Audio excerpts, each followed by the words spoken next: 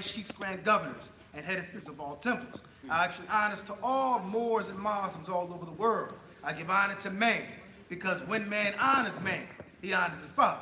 God, Allah, Islam, Moors. Islam. Brothers and sisters, I have the esteemed honor and pleasure of introducing a very, very special brother, a brother who's blessed and gifted by Almighty God, Allah, my dear brother and comrade, Brother S. Anail Bey. Islam? Islam. Brother S. Anail Bey is introduced to Islam by way of Muhammad's University of Islam, Nation of Islam Mosque number 27, completing first and second grades there. His religious studies continued with his father, who was a Christian minister. As a late teen, he was reintroduced to Islam by way of the Five Percenters in New York City. In 1991, he became a part of the Moorish movement by way of the Moorish Circle of Mothers and Sons under the late J. Johnson Bey of Cleveland, Ohio. In 2009, he, along with myself, as well as Brother M. McCoy Eel, formed Ali's Men, which is a Moorish American research brotherhood. In 2012, he joined the Moorish Science Temple of America by way of Temple number 11 in the city of Philadelphia. Under their facilitation started the Syracuse, New York Study Group. Currently, a member of Temple number 34 under Brother Y. Cyrus Eel, he is the acting Grand Sheik of the Syracuse, New York Study Group and also serves on the Mufti staff. Brother S. Anail Bey is a researcher, lecturer, and author on Moorish American history and civic engagement, and is the co-founder and the lead organizer for Operation Proclamation, the Act 6 movement. He serves on the board of Interfaith Works, the largest interfaith organization in upstate New York, as well as their roundtable of faith leaders. A lifelong martial artist and bioenergetics practitioner, instructor, he is the owner and operator of the Syracuse Kung Fu Uniform Field Fitness. Brother S. Anail Bey will explain civic engagement as practiced by the Holy and Divine Prophet Noble Drew Ali and its application and extension into today's American society, with the focus on applying it to address police brutality.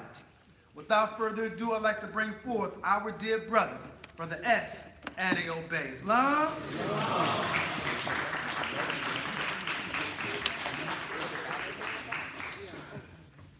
Islam, everyone. Islam. Islam? Islam. Islam.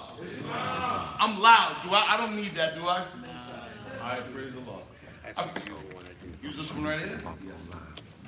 I want to first rise and give praise to Allah, Almighty, Eternal, and Incomprehensible. I want to give honors to his prophet, the last prophet in these days and times, Prophet Noble Drew Ali, Savior of humanity, love made manifest so that men can comprehend. Islam? I want to give honors to the forerunner, Honorable Marcus Mosiah Garvey. I want to give honors to everything that my brother and comrade gave honors to in introducing me at the on, and also to our brother. I'm going to give a special honor to Brother J. Cabinets Bey for this event, and to give an honor to all of you all. Islam. I'm going to jump right into this. There was a time when I would say, you know, as man unfolds, as God unfolds. So there was a time when I would say that because the Moorish Science Temple of America was incorporated, in other words, on paper, as the Moorish Temple of Science, November 29, 1926, as a civic organization, and then later was changed to a religious organization, and an affidavit filed to that effect, July 20th, 1928. I would have said once upon a time that this was a civic organization and later became a religious organization. But our leader, I want to give a special honor to Brother R. Jones Bey.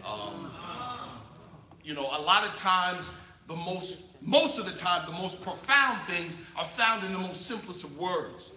And I'm still learning a lesson that he taught me not too long ago when I asked him the question about how unity in the movement can be achieved. And the first thing he said, because we're thinking about paperwork, administration, all this other crazy stuff, and the first thing he said was, the Moorish Science Temple of America is a thought organization. And thought is the cause of it all. If we all can have the same thought, then unity is a foregone conclusion. And so I'm still mulling over that and still learning lessons over that. And when I applied that thought to my previous notion, the prophet's words in that statement that he made in 1928 rang true. He said, since the work of the organization is largely religious, it made me think about the fact in Islam, we really don't make a distinction between church and state. How the term Islamism is a political Islam, meaning it's active in every part of our life. It's not what the West has given us as a secularized religion, a hobby, something that we do every Sunday or every Friday. That's how the West thinks about religion. What is our religion? Is that the new or the old time religion? We got to think about it the old time way. So when thinking about the Grand Sheikh Moderator's words, I came to the conclusion that this organization was always a religious organization, but as Jesus said in the Aramaic, et Malkut et Kepta, meaning on earth as it is in heaven, not maybe one day. I'm like, wow, okay. So that means all of the spiritual uplifting and benefit that we get within the walls during the meetings has to be broadcast to everyone else so that it's on the ground and it's practical. So now I see it as the Moorish Science of America is and was always a religious organization with civic application. It's not two organizations, never was. It's a religious organization with civic application. And the definition of civics, the textbook definition of civics, is that portion of political science that treats of the duties and responsibilities of citizens. What was the mission statement written on that affidavit in 1926? Uplift fallen humanity and to teach our people the things that make better citizens out of men and women. I think the prophet knew this story. Praise the Lord. Let's go ahead and get right into this.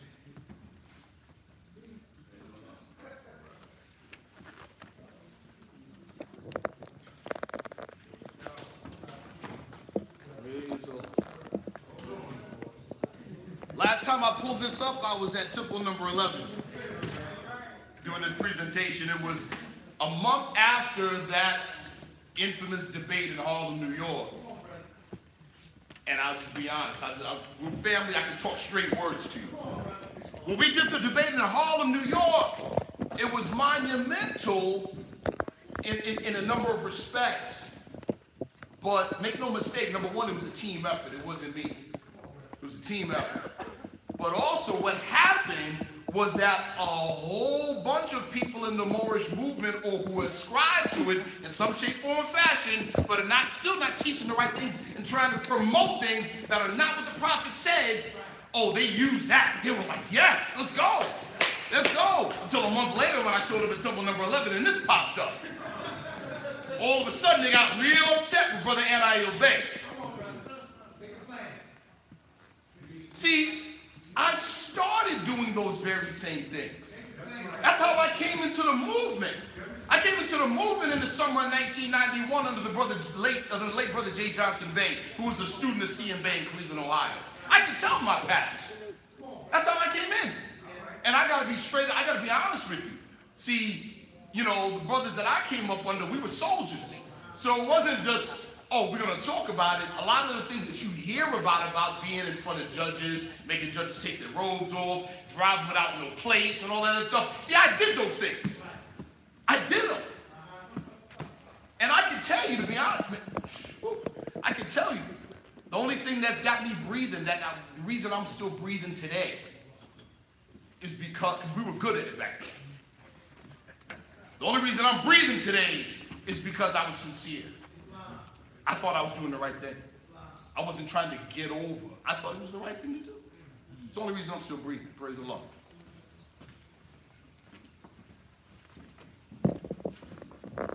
My presentation is going to be a combination of things. Yes, we're going to talk about, our research on the prophet's extension of the religious ideal into society for the betterment of Moorish American society and thereby the betterment of American society as a whole.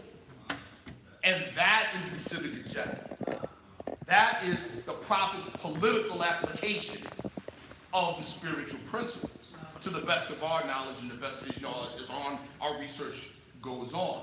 But I'm also going to touch on some of the issues that we're facing today in the movement. A lot of the aberrant thoughts. A lot of the aberrant thoughts. Yesterday in our Holy Day meeting, we talked about this, I'll just touch on it real quick. Please indulge me, my members here. The term nationalize. How many of you use the term compensate? Y'all know that's not a real word, right?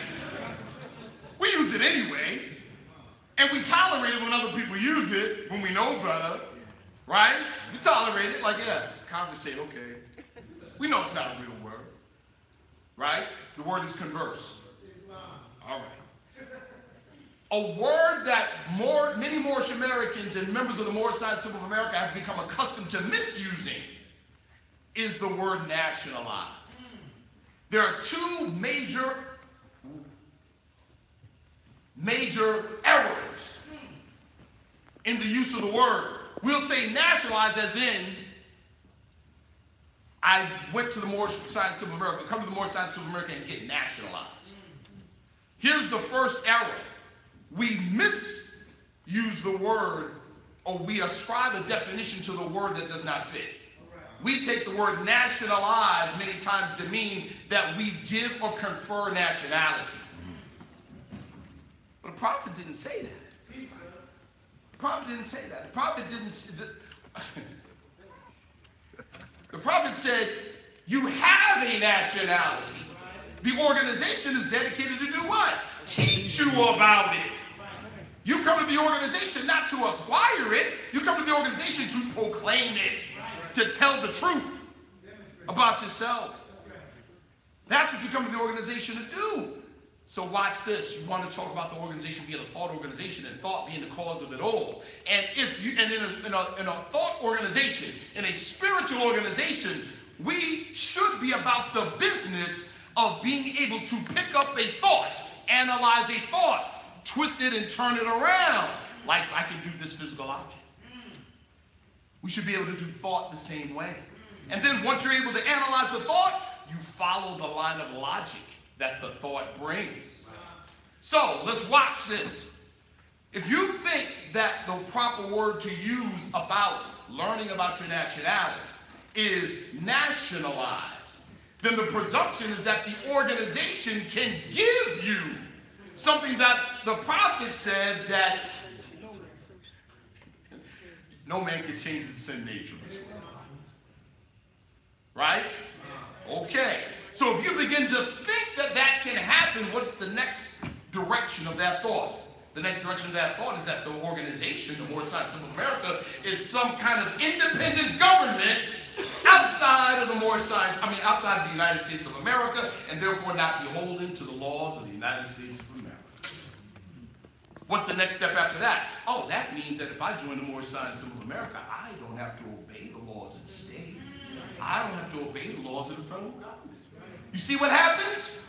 And now watch this. Chapter 1 tells us what? So allow the husbandman of everything there is threw forth the human seed in the soil of soul. It did what? It grew apace, meaning thought has its own gravitational pull.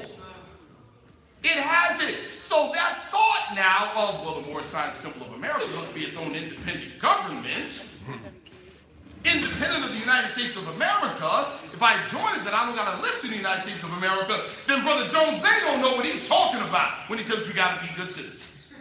He's doing it wrong. So I'm going to get on social media and start my own Moorish Science Temple of America.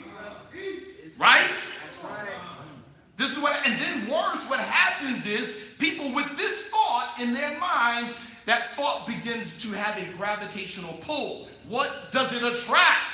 It attracts all of the ideas, techniques, and operations that conform to that erroneous thought.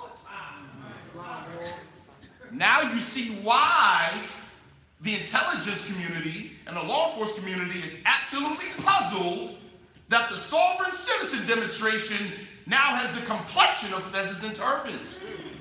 When 15 years ago it looked like who? Timothy McVeigh, Ted Kaczynski, European Christians. Think about that. This is a thought organization, so we got to start with the right thought. The Chinese say the 1,000-mile journey begins with one step, the first step. But watch this. If your first step is 1 inch off, by the time you reach 1,000 miles, you are so far away from the destination. How about that? Right? Thought is the cause of it all.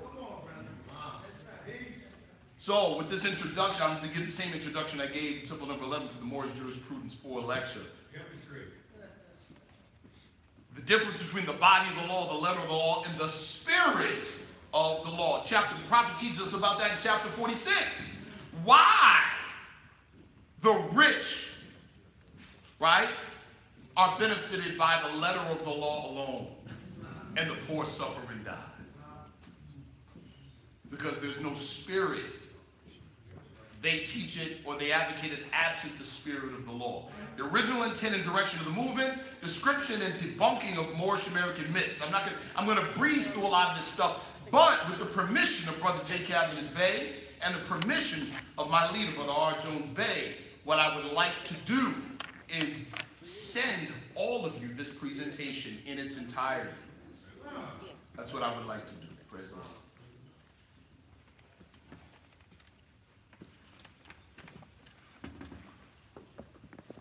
Definition: citizen, a legally recognized member of a state or commonwealth, either native or naturalized, or a native or naturalized member of a state or nation who owes allegiance to its government and is entitled to its protection. Civics, definition: the branch of political science that deals with the rights and duties of citizens. Study of the political rights and responsibilities of citizens and the operation of government. Mission statement for the Moorish Science Symbol of America: to propagate faith of Muhammad and extend the learning and truth of the great prophet of Ali in America. To anoint and appoint consecrate missionaries of the prophet and to establish the faith of Muhammad in America. Also, uplift fallen humanity and teach the things that will do what? Make better citizens out of men and women. Nationality, Black's Law Dictionary, 3rd edition, 4th edition, 5th edition. That quality or character, stop right there. It does not say that filing or paperwork. That's right. That quality or character that arises out of the fact that a person belongs to a nation or a state. Understand that. There is no such thing, I'm preaching to the choir, I believe on this, but there's no such thing as nationality absent citizenship. So when you see these brothers online talking about, well, I'm not a citizen, but I got my nationality, that's like saying I don't got no vehicle, but I got a couple tires. It's crazy. Nationality determines one's political status. Political status, not status at law. There's a difference. Let me ask you this very simple question. Would you rather be, especially those of you with children, responsibilities, a husband or wife, would you rather be at the table with the politicians, with the political leaders, forming the laws and deciding how the laws are formed for the betterment of your community, dealing with your specific issues? Or would you rather be in a courtroom after the fact, arguing the law after it's already made with a low-level judge?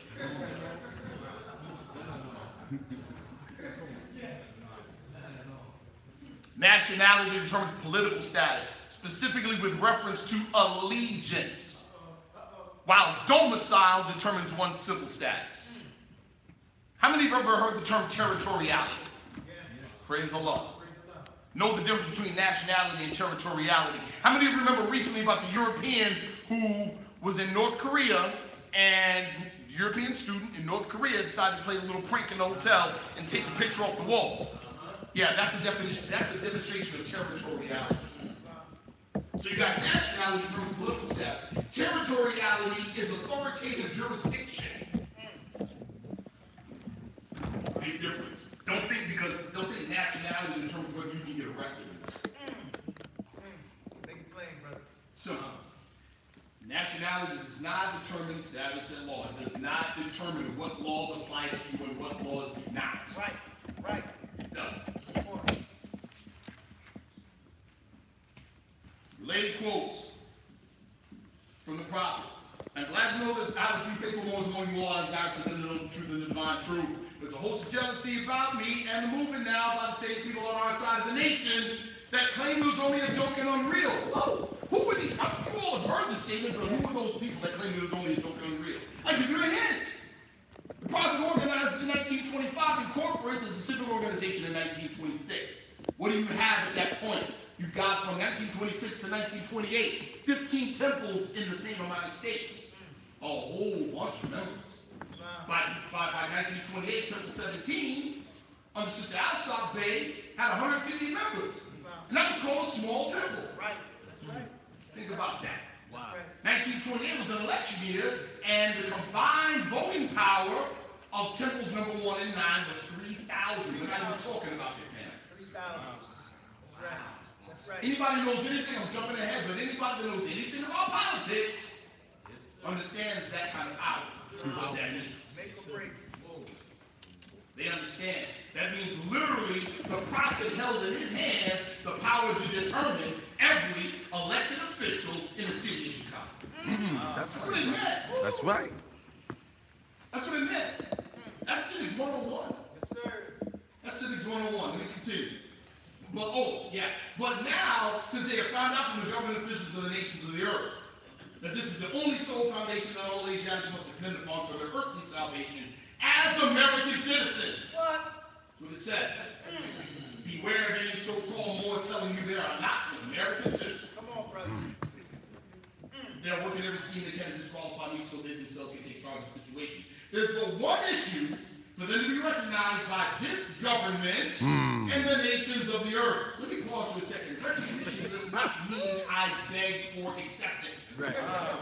A lot of our detractors think that when we say to be recognized, that means that we're begging the European for something. That's not what it means. That's not what it means. Recognition is the result of full expression of self-determination. Yes, In other words, to proclaim, to begin to proclaim, means I tell the truth on myself. I am not legal black and color. That's right. That's right. Never was. That's right. I confess that I was being greatly unjust to myself. Islam. That's right. I am now telling the truth and honoring my mother and father. That's the beginning, though. That's right. The end is the Chicago Defender in 1928 calling Noble Drew Ali a prophet and presuming that his followers and members of the organization were what? Moorish Americans. That's right. That's the end of it. The end of it is society has no other choice. That's right. Don't ask for nothing. That's not what recognition means. And through it, they and their children can receive their divine rights unmolested by the citizens. That they can cast a free national ballot at the polls under the free national constitution of the state's government and not under a granted privilege as has been the existing condition for many generations. Understand this. The prophet he definitely needs to be in the Guinness Book of World Records. He is the first and only individual in American history that successfully galvanized the Asiatic vote for the benefit of the Asiatic community and did it with no molestation. We know what happened in Black Wall Street, Rosewood, a whole bunch of other cities. Matter of fact, 1908, Springfield, Illinois. We know what happened. Whole bunch of Asiatics getting hung with signs that said this is N-word voting. None of this happened in 1928. That's right. That's right. Wonder why? I can't tell you 100% why. But if I want to do the right thing and doing the wrong thing means I might have to fear for my life, how did Cornel West say it in the movie? Comprehension is not a requisite for cooperation. I don't got to know how it was done. I just know that, hey, he did it that way and made nobody get hung. I'm going to go that way. I'm going to put the feds on pay my dues to the Moorish system. How about that? This is true. You see? But again, time and time again, the prophet's own words intimately connect nationality with citizenship. This is the point. This is the point I'm making. And then there's what? Duties to citizenship. Responsibilities to citizenship. What do we have with these other brothers nowadays saying, oh, well, I have the right to travel and all this other stuff? You sure do. You got 2 legs. But if your right to travel infringes upon my life, liberty, or has the danger to do so, then that right can and must be regulated for the benefit of society. And according to the Constitution, because they'll say, well, we don't have to obey the state. No, you have to obey the Constitution? Okay, well, the Constitution says the right to that regulation belongs to the states. That's what it says. See? Free National Ballot explained. This comes right out of the Moorish Guy newspaper. All registering. The 3,000 Muslims of the Grand Temple and the West Side Temple are making ready to register every man and woman in order to take the lead for the various candidates whom they have been instructed to vote for. That's a free national ballot. It means we all move like one body. Today, what's free national ballot called? Popularly? A vote block. Meaning this particular group votes this particular way. And this is why lobbyists spend millions of dollars to sway the opinion of different blocks. In other words, politicians chase the blocks, not the other way around. As if you read the articles in the Moorish Guy newspaper, the politicians chase the profit. You better believe it. They did. Alderman Louis B. Anderson, Honorable George W. Blackwell, Honorable Oscar the Priest, Honorable Robert H. Jackson, all working through the regular Republican organizations, of which the Honorable Daniel M. Jackson is our matchless leader. All know the whole situation and have their own way and time to give the order to go. The Muslims will be ready. I wrote an article recently in the Moorish Guy newspaper. First, I want to give honor to the editor and my assistant grand chief, or I'm under. The assistant grand chief, I am under, to 34, Brother W. Clinton Bay, for the opportunity to be useful. For the opportunity to be useful. I wrote an article dealing with this particular issue, specifically as it relates to party politics. Nowhere in this article do you, or in this piece, do you hear the prophet or the writer speak of a particular party. See, yes, the prophet did say that the Moorish watchdog was not a dog but an elephant. But there's a reason for that. And we, as the brother said, we're Moorish Americans, we're Moorish American Muslims, but we're also what? Moorish scientists. We have to apply the scientific method. Break it down, brother. So we have to understand why. It's not so what you came up with the right answer. Now you got to show your work. That's right. Why is that the right answer? You have to be able to demonstrate. All right. You have to be able to show what some schools of thought say sufficient proficiency. Come on, brother. You see? So why was the elephant the Moorish watchdog in the 20s, or before the end of slavery, all the way up to the 60s? In brief, all you have to do is research something called the Southern Strategy, and you'll see for yourself. That will explain a number of key things in history, but knowing those key things in history will put you at the front seat of current political issues right now. It will put you right at the front seat. You will understand why the Moorish watchdog, as the elephant, got hijacked. Wow. And how. You'll understand that. What did the prophet advocate? Via what we know in the Moorish Guy newspaper, he advocated not party politics, community and people politics. Issues-based politics. In other words, our group, who's a hip-hop fan? I'm a hip-hop baby. Right? Little piece of hip-hop trivia. Prior to a particular record by a particular rap group In hip-hop, the DJ was more important than the MC. Right. The MC was the hype man for the DJ. Until this one record came out, and that record was by Nelly Mel, called The Message. And I'm sure many of us can quote the lyrics, can't we? Broken glass everywhere, Why was that? Why did that message resonate with all of us? Because whether we lived in Los Angeles, California, Baltimore, Maryland, New York City, Cleveland, Ohio, we look out our window, we saw the same thing. That's right. In other words, we all have the same issues. Right. And it just makes sense that we have the same issues, and we are bonded together by a common ancestry, common cultural heritage, and common American experience. Those three things are what the prophet brought us back. Our national identity, our divine creed. Now, knowing those things, first and foremost, that's what binds all people together. Nobody else gave it to us but our prophet. But now with those things, we can apply those things to our current situation and develop an agenda that benefits primarily us. But guess what? Some of the Chinese have broken glass when they look out their windows too. Some of the Arabians and the Turks have broken glass everywhere when they look out their windows too.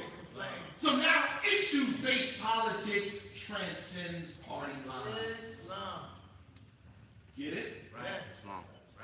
Gives you a whole new thought as to why the prophet said we honor who? All divine prophets. Jesus, Muhammad, Buddha, Confucius, etc. Make sense? Kind of interesting, right? This is important. This is very, very important. Another article lifted right out of Moorish newspaper.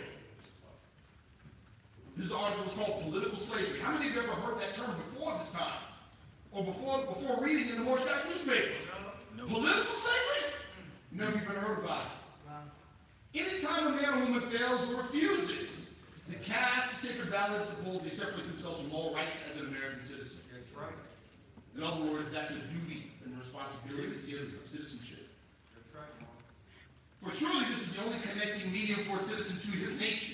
They become no more than belated beasts of burden. There are reasons why certain classes who are more or less independent take no part in politics, since they get nothing out of such in the way of material gain.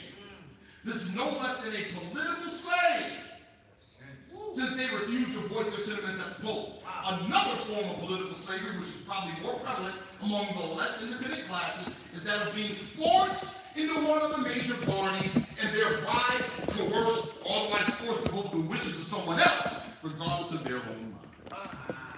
So you got two types of political slavery. One is non-participation. How do they say it in politics?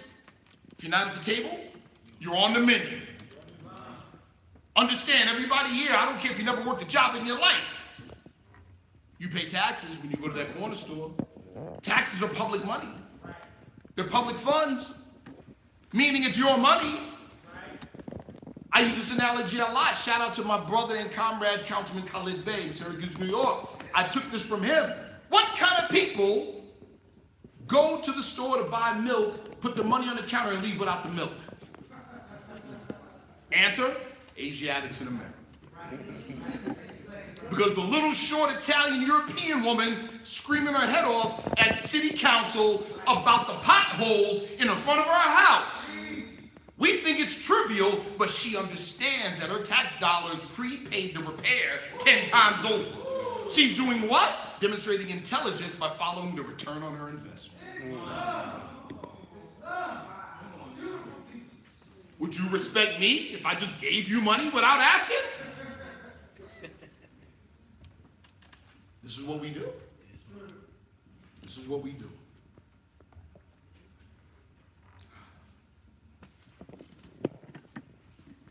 Moorish God, National Edition, Volume 1, Number 1, August 24, 1928. Since the organization and establishment of the Moorish Science Temple of 1925, its growth has been enormous. The facts concerning the Muslim religion meets the approval of people everywhere. For one to have explained their nationality, the history of their forefathers, who were the masters of the first civilization of the old world. I want to pause right there. There's a book written by this European by the name of James Reston. I'm going to give it. Man. This book is called The Dogs of God. The Dogs of God, The New World, Christopher Columbus, and the Defeat of the Moors. He's been a consultant for C-SPAN. Get the book. James Reston, R-E-S-T-O-N. Get the book, please. Please get the book. Ali's Men in the next month or so is going to actually be interviewing him. Powerful. The history of their forefathers who were the masters of the first civilization of the old world is to give them something that fills a vacancy in their lives and gives them a courage and hope to obtain the fullness of life that was divinely ordained by our master Allah. This religious organization is secured and safeguarded by the very Constitution of the United States, for in reality, it makes the ordinary man and woman a better citizen, for they realize what citizenship means. It teaches loyalty to the nation and the deepest respect for law and order. I think, we've beat that horse to death about what the organization is dedicated to and what it's not dedicated to. I could go further, but no need. Established points of fact concerning the Moorish science system of America, as we've just seen from the organization's organ itself, media organ itself, which is the Moorish Guide newspaper in 1928. Number one, it's not a separatist organization. Number two, it is not a government or nation independent of the United States of America. How many of you have ever started a business? Hands down. How many of you have ever started a business or filed for it and then said, you know what, I don't want to do this anymore? What did you have to do? You had to dissolve the corporation. Let me repeat. Let me ask the question again. Did you all get what I just said? When you say, I am not, okay, that's the old one. I'm going to start a new one. What do you do with the old one? All right, I ain't got to say nothing else. I think you'll get the point. Right? When was the Moorish Science System of America first incorporated? November 29, 1926. That which is understood need not be explained. Was that ever dissolved? No. Come on, brother. It empowers Asiatics in America to obtain and enjoy a full social and political recognition within American society. It places our people on equal footing. It doesn't make us better than, it makes us better off. Simple. It demands of its members how many times is the word must used in divine constitution and bylaws? It demands of its members to actively participate within American society and not to abandon or separate from it. Let me say, I'm skipping ahead. A lot of our people, because they don't have what the prophet gave us, they don't have identity, they don't have divine creed. So they are literally fighting what we would call, what they call in the intelligence communities, a silent weapon in a quiet war. Or you're getting shot, you're getting stabbed, but nobody can see the gun or the knife or the bullets, including you. So you're at a loss to explain what's happening to you or to ask for help. And in doing so, you look absolutely crazy because you don't know what to ask for. So a lot of our people think racism, the objective of racism, is to kill all of us. 2016, Asiatics in America broke the $1 trillion mark in spending. 1.6 million.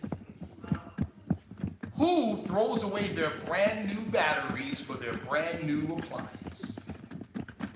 When you hear these Europeans talking about go back to Africa, man, don't get upset with them. Laugh at their folly. Because you don't want that. 30% of us popped up and left here. It's a wrap economically for the whole entire nation. 1.6 trillion a year, and 98% of that is consumerism? Come on. See? Uh-oh. Uh-oh. Are we citizens or are we nationals? Well, let's just start with this. Maybe I don't know no better. But I know the prophet did his thing and was unscathed. I know a whole bunch of other people before and after him that got burnt. I don't got to know. I know the prophet didn't mention national not one time. Not once. Not once. He didn't say, we're Moorish American nationals. He didn't say that. He said we're American citizens. All right. U.S. national. Defined as a person born in or having ties with an outlying possession of the United States, which is at this date only American Samoa and the Swains Island. It also included those persons born abroad to 2 U.S. nationals or 1 alien parent and 1 U.S. national parent. How many of you heard, remember in geometry, basic geometry, they say all squares are rectangles, but not every rectangle is a square? All United States citizens are nationals, but not all nationals are United States citizens. That's right. That's right. It's the truth. Rights and restrictions of nationals. U.S. nationals cannot vote in any election nor hold any elected office. I think we figured, I'm not to say nothing else. What are the Prophet Abbots doing? What did the Prophet do? All right. Pretty simple. They're allowed to work and reside anywhere within the U.S. with no restrictions. Eligible for U.S. passport. The passport is exactly the same as that of a United States citizen. Eligible to apply for United States citizenship through what? Naturalization. Naturalization. Let me touch on something really quick. A lot of our people, because we're so excited about learning something about ourselves, and then somebody said, okay, the Prophet's literature is basic, it's elementary. What you really need to do is get Black's Law Dictionary and learn law. I never knew you could learn law from a dictionary. But anyway,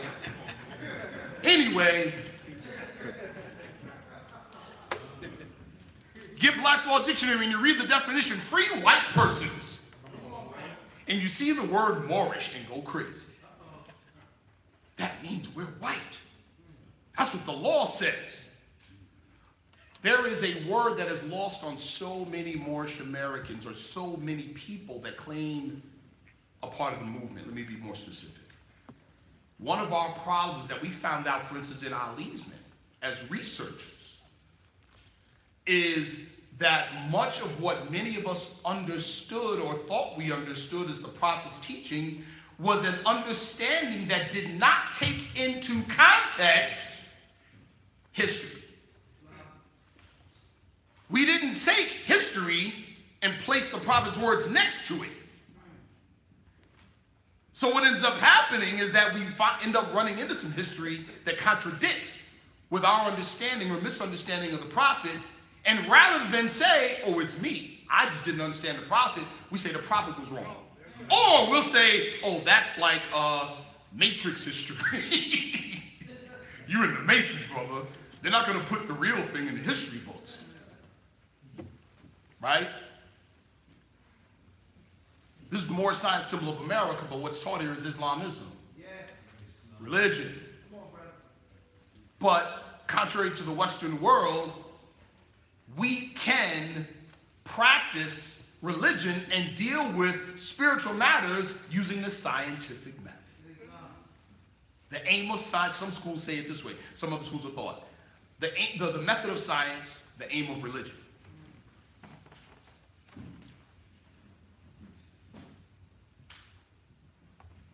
Uh-oh, how about this one? Again, the key word, people, is context. A lot of people see one word and go crazy. Let me go back on the whole thing about free white persons. It says, in free white persons, the definition, the people known as this as per the Naturalization Act of 1870. Naturalization deals with who, people? Immigrants. And it says it includes the mixed Celtic, Iberian, and Moorish inhabitants of Sicily and Spain. That ain't none of you here. None of you here are immigrants, never were. And none of you are the mixed Celtic, Iberian, or Moorish inhabitants of Sicily or Spain either. It doesn't apply. It doesn't apply. United States is a corporation. Here we go. This is where they get that from. Title 28, United States Code. Part 4, Section 176, Subchapter A, Section 3002. As used, oh, here we go, that keyword context. As used in this chapter, United States means, first thing they see, a federal corporation. Oh, that's it. United States is a corporation. Therefore, here's the logic. Remember, we said this is a thought organization, and those of us that are members of the Moorish Science of America are able to look at a thought. Right? So here's the thought. Oh, if the United States is a corporation, it's a corporation. And they believe that James trafficking story, that the United States is bankrupt under Chapter 11 bankruptcy, that's a forgery, people. The Europeans made that up and put it all over social media, and Asiatics ate it up and believe it. This is the fact. So then they think, therefore, I don't got to listen to the United States laws. The United States laws have no force and effect on me. See what happens? Burn up, brother. Burn up. Because they don't understand context or ignorant of context. As used in this chapter, it says. So let's look at the context. Title 28. What is it? Judiciary and judicial procedure. Judiciary. Part 4, particular proceedings, as in what? Court proceedings. Section 176 is what? Debt collection. Subsection A is what? Definitions and general provisions. So it says, as used in this chapter, which is what? For the purposes of collecting debts or taking you to court. The United States means, in other words, the definition of the phrase within the context of the title, meaning any one of the agencies acting on behalf of the United States when they have you in court are called the United States. Just like if you get caught up in a criminal situation in Silver Springs, Maryland, it says what when you go to court? The people of versus. Again, this is all Civics 101, so if you missed the basic lessons,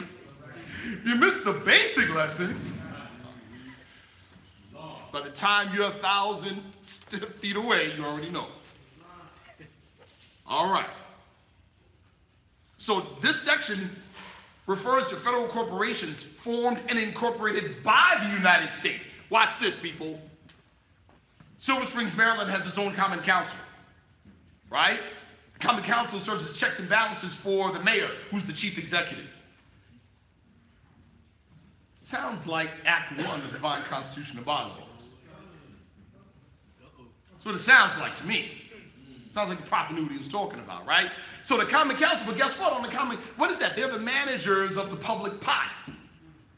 They decide what happens to the public money for the good of the citizenry. Civics 101. Right? When you have organizations like Department of Public Vehicles, Department of Public Works, the police department, or the police agency, aviation, these are all private guilds. It is illegal for private guilds to handle public funds unless at the consent of the people. So these private guilds are called what as it relates to government? The local government is the mayor and the common council. But who on the common council knows about trash disposal? Who on the common council knows about law enforcement? Who on the common council knows about aviation? Who on the common council, you get it? So what are these private guilds called? Auxiliaries. That's what they're called. Sound familiar? Here's the law. What did the prophet say? I'm going to leave the European here how long? Teach you how to run a government. Who would have thought that the organization was so simply and so profoundly put together by the prophet that just your participation in the organization and being a faithful member teaches you how to run government?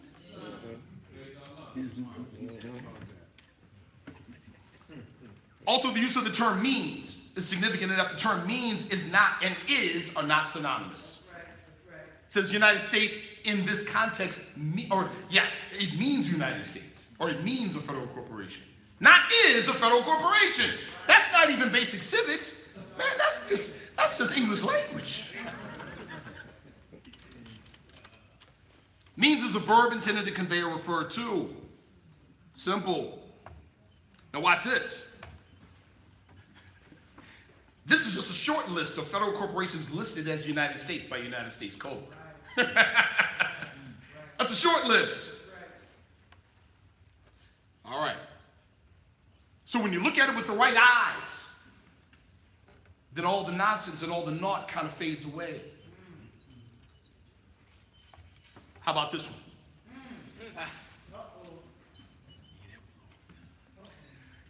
We're just going to cut right to the chase on this. The term 14th Amendment citizen was coined by European Confederates and their sympathizers to describe post-Civil War Asiatics, specifically in the South. Why did they use this term? See, there's this, where did we get this whole demonize the 14th Amendment thing from? Honestly, we got it from the European Confederate sympathizers that are presently called the sovereign citizens. That's where we got it from. They are the direct descendants of the European Confederate sympathizers who were still and are still protesting the outcome of the Civil War. Still.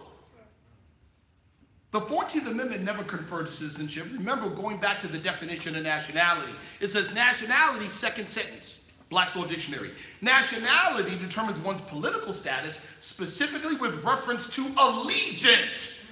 Meaning you got to do what? That's why nationality doesn't cost nothing. Nowhere in the world. Because you cannot put a price on your allegiance and your lifeblood. Can't put a price on that. You gotta do what? Pledge. Now think about that. So if that's the case for citizenship all over the world, is there such thing as a law or piece of legislation that just blanket confers citizenship on people whether they pledged or not? Let me repeat that. The 14th Amendment cannot confer citizenship. You have to volunteer to be a citizen. You understand that? If you're not one. Let me be very clear. That is if you're not one. Understand that. That is if you're not one. Okay. We're going to get back to that. The 14th Amendment forced the states of the former Confederacy to recognize the Asiatics as equal citizens. The 14th Amendment did not create a new citizenship. If you read the language, the 14th Amendment forced the states. It forced the states, especially the Confederates, to honor and respect a citizenship you already had. That's why they came back with the term of protest, 14th Amendment citizen. How many of you are familiar with the fact that immediately after the Civil War, end of the Civil War up until 1870, and 1877 in particular, Asiatics controlled over 60% of the southern state legislatures. That's right. That's right. If they weren't citizens, how were they able to do that?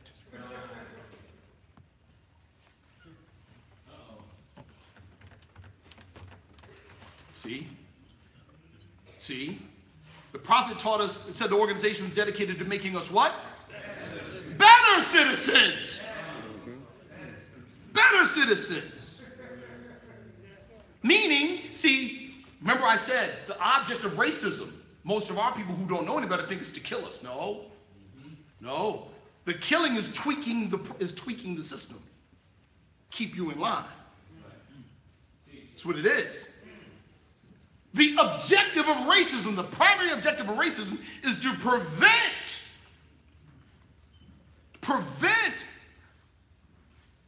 us, the descendants of Moors, born in America, descendants of Moroccans born in America, from fully expressing and participating and benefiting in American society. That is the number. See, the prophet's in the right fight. They think when we're saying proclaim nationality, be a better citizen, a lot of our people on the outside in the so-called conscious community think we're selling out. They think that the real fight is, we got to separate. Crazy. The real fight is that. And we know that's the real fight because we know the real objective of the adversary. The real objective of the adversary is to prevent you from full Americanization as people. That's the real fight. Oh yeah, you could build it all, or you could support it too with your dollars and everything else. You just can't benefit from it. You like Moses standing on a mountaintop looking at the promised land. You just can't go in.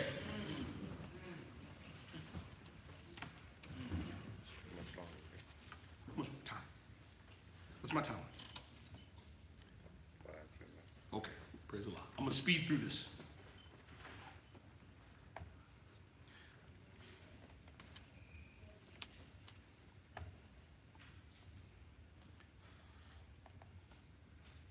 What we discovered, right, or rediscovered, my brother is in 2012, when he took office in Syracuse, New York, he's saying, man, brother, we were made for this type of thing. When he made Common Council, he said, we were made for this thing, man. This is like crushing ants with sledgehammers. This is easy for us. And he starts discussing some of the things he's learning on the inside. We were having breakfast, and I go, wait a minute. Prophet did that in 1925. And then he'd say something else, and I'd say, wait a minute. Prophet did that in 1926.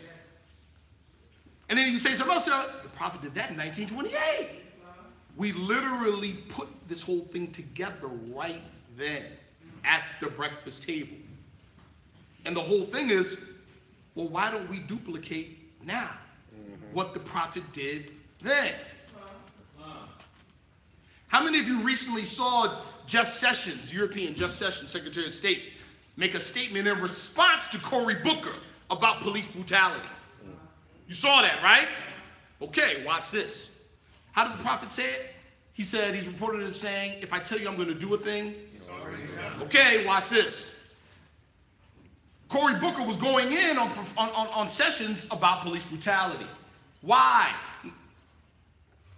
One significant thing that happened during the Obama era was Ferguson. Shout out to our brothers and sisters at Temple Number 5, St. Louis, who were on the ground with that thing. That's right. But the resulting turmoil from Ferguson sparked federal investigation into local police agencies. It is that one thing that caused what you see today. Now you've got police agencies all over the country that have no problem singling one bad apple out and making an example out of him. Why? Better you than a federal investigation in our agency and shut the whole thing down. That's what took place.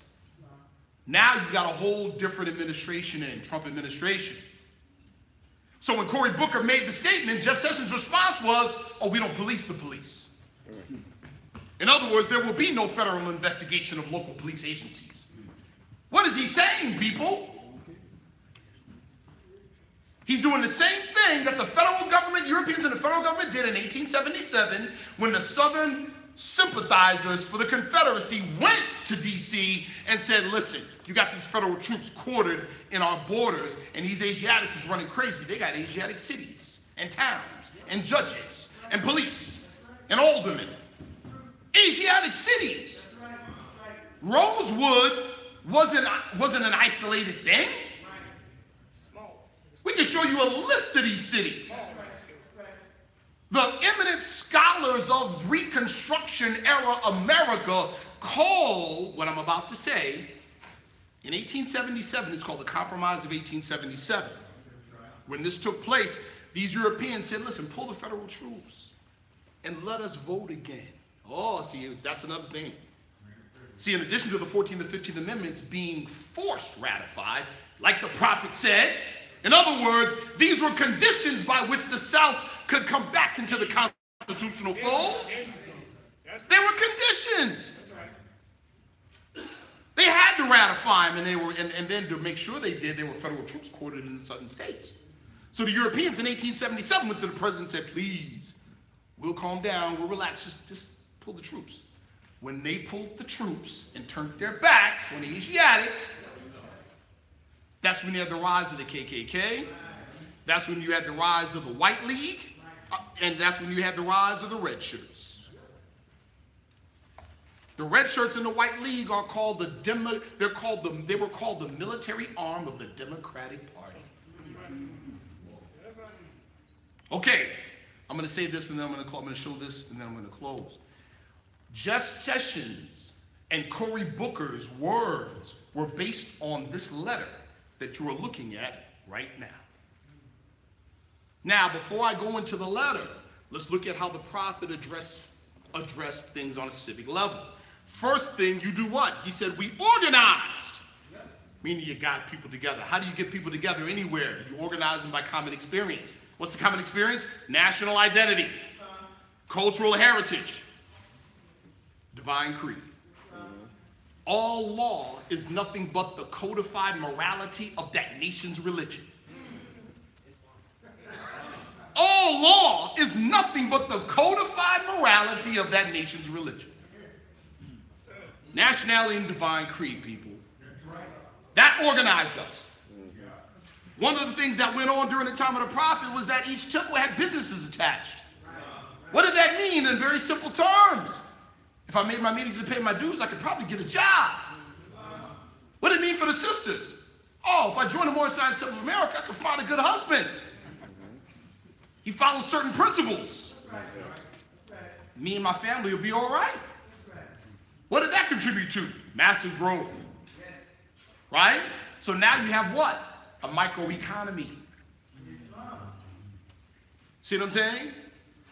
Third thing is what? Now we can be proactive in the political arena for the purpose of bettering our community.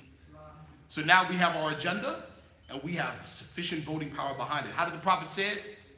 Money doesn't make a man and clothes don't make a man. It's what? Free national standards, meaning our agenda, what we stand on. And power, meaning what? Enough votes behind it to make it a fact that make a man in the nation. Right? In the city of Syracuse, in the Asiatic community, there's this particular district called the 4th District. It's overwhelmingly Asiatic, but politically it's controlled. Now, mind you, we're talking about 14,000 votes with a European minority of about 700 to 1,000. And the entire district is traditionally controlled by those 700 European votes, simply because they participate. Remember, if you're not at the table, you're on the menu. Your public money will get managed, and so will you, whether you have a say in it or not. And government is management. Politics is not management. Politics is the public relations campaign that determines who becomes the manager and handles the money. That's the difference. 5 more minutes and then I'm done. So, you have an issue like police brutality. Racism, people, is not a personal thing. What do we do when we don't know any better? We personalize it. But the Moorish Science Temple of America is what kind of organization? A thought organization. That means racism is also a thought. You have to follow the thought to its source. That's what Jesus was telling Barata Arabo. Follow the thought, not the manifestation. He said the thoughts of Allah change not. The manifests change. Thought doesn't. So what's the thought? Here we go. Give you an example. When I started my security company, a security company a number of years back, there's a good friend of mine out in California, Asiatic, by the name of Clifford Stewart. He was giving me advice. He said, brother, you're going to need, because you're going to have civilians, something's going to happen. They're going to put hands on somebody. They're going to be in jail or go to court. You need a professional witness. And I'm like, what do you mean professional witness? What does that mean? I don't got money. Professional witness? Why would I have a witness before I get in trouble? He said, this is what the professional witness is, brother. When you're putting together your training manual for your close protection agents, you put it together right next to New York State law on civilian use of force continuum.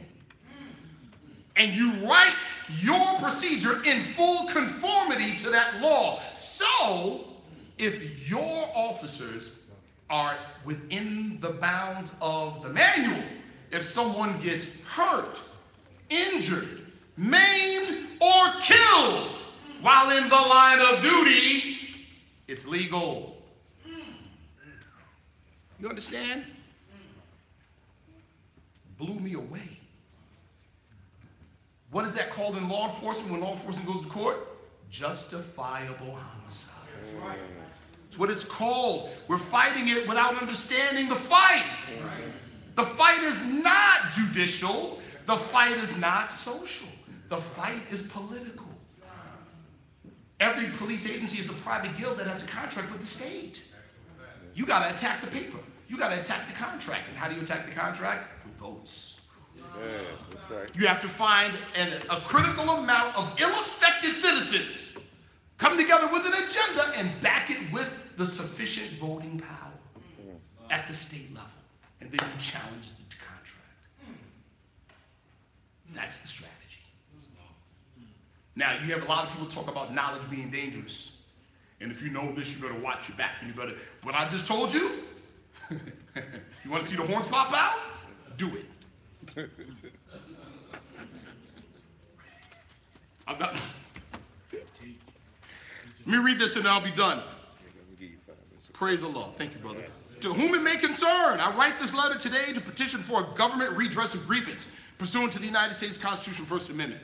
Over the past few years, certain behaviors previously expressed in the dark and often perpetrated by those who swore to protect the citizens of these United States, behaviors that at times resulted with the severe injury or death of the very citizens that our police officers swore to protect, have come and continue to come to light. The protection of citizens against the arbitrary arrest and or seizure of his or her person, assured by the Fourth Amendment of the U.S. Constitution, is continually violated. The fundamental liberty of locomotion guaranteed to every citizen by the Ninth Amendment is often violated every time a citizen's movement is arrested or stopped without warrant or legitimate cause. The protection of citizens against cruel and unusual punishment promised by the Eighth Amendment of the United States Constitution, characterized by sustained humiliation or injury while in the custody of law enforcement, is continually violated. Cruel and unusual punishment is usually qualified by the frequency at which said punishment occurs, the overall acceptance of said punishment in society, the severity of the punishment, and whether the punishment is arbitrary or not.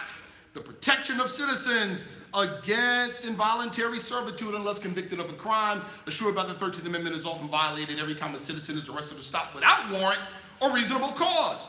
Furthermore, citizens are often ordered by police officers to perform certain acts or subject themselves to certain experiences against the citizen's will, violating personal autonomy pursuant to the Due Process Clause of the 14th Amendment.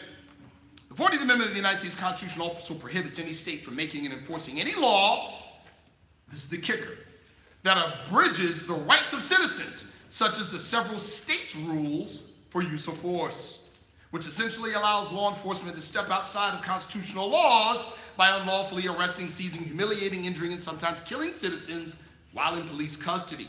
Despite the enormous public outcry for remedy, law enforcement, under the state policies of use of force, continually injure, maim, and kill citizens of the United States with impunity.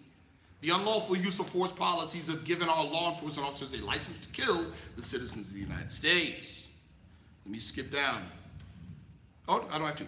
I, on behalf of the citizens of the city of Syracuse, citizens of the state of New York, and the citizens of the various states throughout the United States of America, call on the President of the United States, the U.S. Senate, the U.S. Congress, Supreme Court Justice, and the U.S. Department of Justice, Civil Rights Division, to enforce the existing aforementioned laws by commanding the several states of the Union to eliminate their unconstitutional use of force policies. Respectfully, this is the raw letter after we tooled it and retooled it. This letter went to every congressman in the United States, and it went to President Obama himself. It was this letter that Cory Booker was speaking from when he was talking to Jeff Sessions. This letter was penned by myself and Brother Sharif Bey, city councilman for the city of Syracuse, New York. Yes, sir. Yes, sir. Yes, sir. So, in addition to addressing it from that perspective, the real work is done on the ground. Politics is always grassroots. It's always with the people. Always. How did the prophet say it? The prophet said that gold, and I'm paraphrasing, the wealth of the country is the people's alone.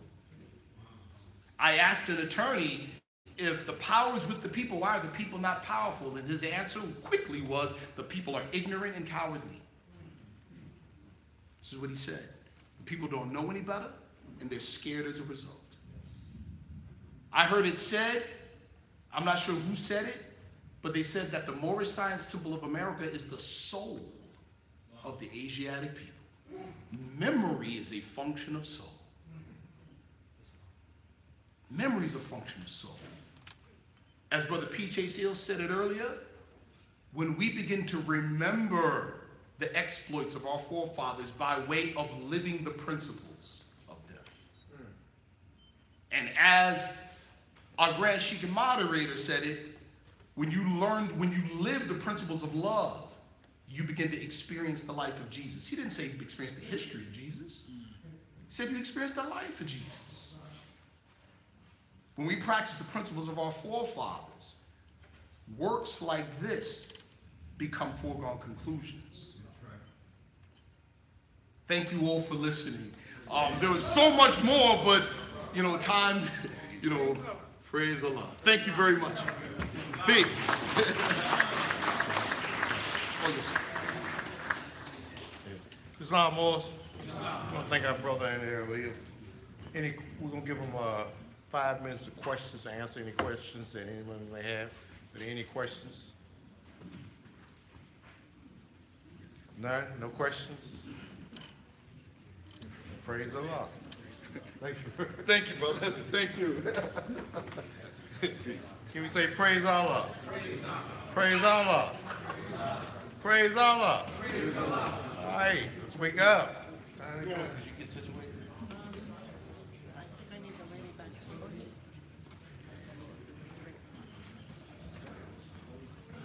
All right, we got one more session to take us into 4:30, then we have our closing remarks by our Grand Sheikh.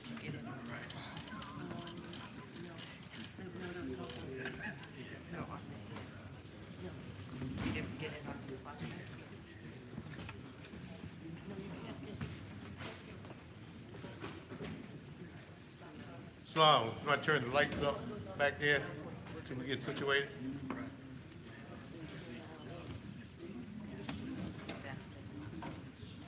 There you go. So Islam family, we'll be back in a minute. We're going to have another presentation. We're going to have Sister Dana Marnici coming up next. We're going to have Sister Dana Marnici coming up next. See my brother right there? That is my brother, Jay Kavanaugh's Bey. He is the facilitator of this event. You can check him out on Facebook at, I think it's James Kavanaugh's Bey on Facebook. This is the Moorish Brotherhood Retreat. And this is what it is. So I'll be back in a minute. Let me shut down and see, we got the European working for us today. No, so Islam, I appreciate y'all.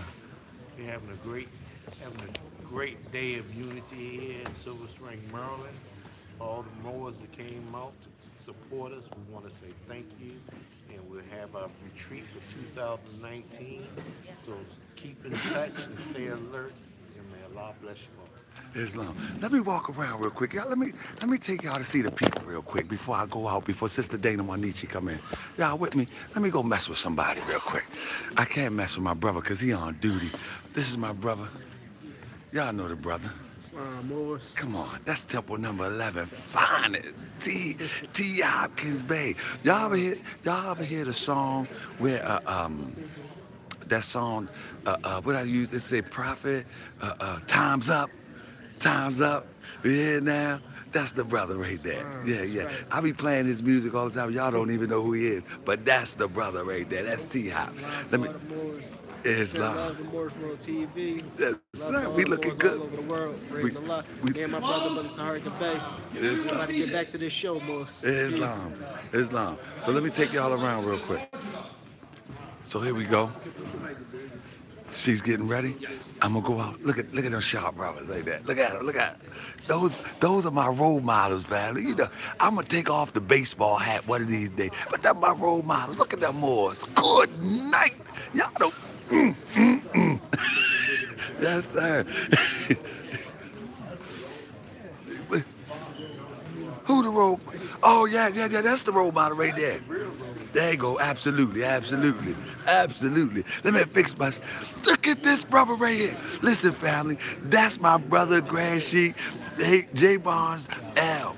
Oh my goodness, brother, I was just talking about you in the hall. See, this ain't social media Moorish signs right here. So y'all might don't see them on YouTube hooping and hollering. This the real Moorish signs right here. Look at that, families. This the real Moorish signs right here. The Grand Sheik and moderator. We got the Mufti. See, this is the real Moorish side tip of America when I'm talking about when we come together as a people. We come together as a family. Look at this. Let me get my brother here. Islam Moors, Moorish world, peace. See, that's that real Moorish side tip of America thing right there. Y'all feel me? Let me take y'all through. Let's talk to some people. Brother, we need to talk because I haven't talked to you in a while. But I'm on duty right now. I'm on duty for the... You got my number. Islam. So here we go, family. This is the real Moorish side tip of America. Let's see how this brother enjoying this right here. So, brother, we right here. We got a nice little crowd going on right here. But the question is this, brother. Yes, sir. How you enjoying yourself at this Moorish Brothers Retreat? Excellent, man. It's real inspiring. Well, you know you live on Moorish World TV right now, right? Well, you know, I wish you wouldn't have told me that, man. It's okay, brother. It's okay. These are our friends and these are our brothers. You know, the Prophet Noble Drew Ali said we need to take this media thing by storm, and I'm paraphrasing that, meaning that we need to tell our story and stop having people tell our story for us. That's true. Do you see what I'm saying? Yeah, and so, absolutely. so this event right there expresses the most positive light on Moorish Americans because we're not here banging, throwing rocks at the police. Right. What we doing? Telling the truth. Telling the truth. Y'all feel me? It is. Look at the Moors. Look at the Moors. Islam. Look at that. Look at that. I'm gonna go around mess with a few people, family. Y'all don't go nowhere. It's all brother talking. I'm gonna go mess with a few people. So Islam, let me get my big, you know how I do. Y'all know how I do. So look, family, hold on. Watch this. Islam, brother, we live on Moorish World TV. This is my brother, Lyndon. That is, we are the. See, that's what I keep telling y'all. This is real Moorish Science Temple of America right here. This ain't showing out for the camera. I'm just animated. It is what it is. You know what I mean, brother? Right, brother, it's a blessing to see you, my brother. Islam. See, this when love is the savior of the world. You see what I'm talking about? Let me get my good brother right here. This is my brother right here. Hold up. I got to interrupt 1 second. Hey, brother. I got to interrupt for 1 second if you don't mind. Look at them good Moors. Look at them good looking Moors. We ain't sissies or nothing. We just look good. Look at that. look at these good looking Moors. This is my brother here. Brother, tell the people who you are. Brother A. Seward, Philadelphia, Pennsylvania. Let me tell you something about this brother. See, this is what I want to tell everybody. Hold up. This is what I want to tell everybody. When you talk to a Moorish American, I want y'all to ask him who is his teacher or who is his elder. If he can't name his teacher or his elder, he might be suspect. It's just what it is. Now, this is my brother. Think about it for a minute. Yes, sir. If you cannot name your teacher or your elder, yes, you sir, might be suspect. That's correct. This is my brother and my friend. Yes, sir. From the day that me and him met, we have been the best of friends. Now let me on a side note, he think I be bluffing him because we supposed to do some investments together. Brother, I'm not bluffing you. This is my brother here. Brother, how you been doing? Brother, fine, brother Tahaka Bey. Praise Allah for you. Praise Allah, brother. Yeah. Hey, brother, what you been up to lately? Last time I heard, you was in Texas. Yes, I was visiting the Moors down at Temple number 35 in Houston. Nice loving of family, treated with love and just the Moorish hospitality. Brother, are you back in New Jersey for good? Yes, sir. Cause now I'm gonna use that to say that's the reason why I didn't reach out because you was out of town. Yes, sir. Is that good? That's that Moorish bluff, yeah. Praise Allah. That's that Lord South bluff. Brother Tahaka Bey, let me give some honors to the Moors in Houston, man. Come on, brother, tell them. They're working hard. They're working hard in Houston, and you know, I appreciate the friendship and love of Brother Russell Eel, Brother Sally Eel, and the Moors there. And I appreciate their love and kindness, and also some Moors that weren't inside the temple, but they love the Prophet also, and I appreciate those Moors, and I appreciate their friendship and their love. That's what I want to share with them. Islam. Peace, Moors. Peace. Islam, family. That's what I want to bring to people. I want to bring to people true Moorish Americans that are walking on the ground, that are doing it all day, every day. They wake up Moorish. Love you, Moors. Peace. They wake up Moorish. They go to sleep Moorish. I mean, you know, it's not that stuff you see on the internet, and it's my job to let everybody know that it's not that stuff that you see on the internet. It's culture. You know what I'm saying? Everybody moving around right now.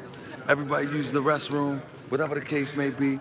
But it's not that stuff that you think it is.